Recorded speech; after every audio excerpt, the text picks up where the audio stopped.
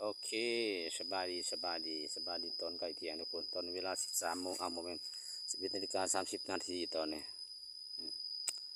มองพันแอปเปิลสีชมพูอย่างสวยเลยทุกคนเลยโอ้ตุ้งต้นเห็นแล้วสะออนไหมนี่อ่ะโอ้แต่ลูกใหญ่ๆห้อนเน่าแห้งมันสิมานอนพักผ่อนแต่ก็นอนบ่ได้ดอกห้อนเริ่มมีมุมพักผ่อนซ้ำมันนี่ลมอยู่แต่มันนอนห้อนจังไรจังหนึ่งทางนี้ก็ได้มะม่วงอันนี้เปรย์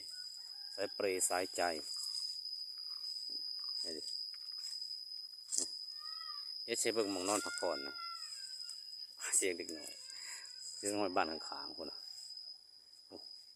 โอ้โหงามเพิ่มเลยวะจะดูยังไงเลยดูตรงต้นโอ้ย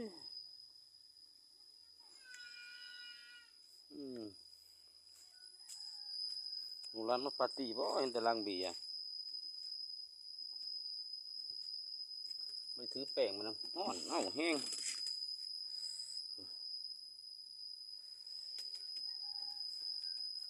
โอ้เป็นนาทีย่างกลับแล้วจะหาอะไรกินน้ำปั่นเย็นๆอยู่ตลาดผมเอชเวตลาดอยู่แม่ยังปฏิแม่หาหมายสาวบุแม่นแม่ไปหาซื้อน้ำปั่นกับบ้านนี่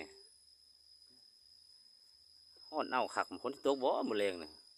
มันมานอนพักผ่อนแต่นอนบ่ได้มันฮ้อนทั้งกระสีเป็นยังไงนี่ทั้งกระสีมันต่ำนี่กับนั่นด้วยสิปวดหัวซ้ำแหละมือมันพักผ่อนได้ฮ้อนเอ้าแห้งต้นกระถอกกระถินเนี่ยหาเก็บกระถินอ่อนมากินกับแจวก่อนหิวเขาในกับนั่นน้องข้างล่างบรรยากาศดีแต่มันทางนอนบ่ได้มันฮ้อนต้นกระถินยอดกระถินไอ้ต้นวายเตรียมอุปกรณ์มาเรียบร้อยแล้วนะไอ้หงพระเห็นตะกล่องมันของเด็กๆลูกๆหลานๆเขาซื้อใหม่ไปจ้าเลยเตรียมมาเรียบร้อยเสากอกเสากาดแต่ว่ามันบ่ได้หรอกอากาศร้อนแบบนี้ไล่สดบ่ได้ไล่สดแล้วเครื่องสัญญาณตัดทันทีเลยแบบนี้ร้อนโอเคเด้อทุกคนเด้อพาบรรยากาศมาฝากคำนี้ก่อนเที่ยงจากนั้นก็สิย่างกลับเมื่อแหละบ่ไหวแล้วร้อนเอาแห้งสิมาหาอาบน้ำพักผ่อน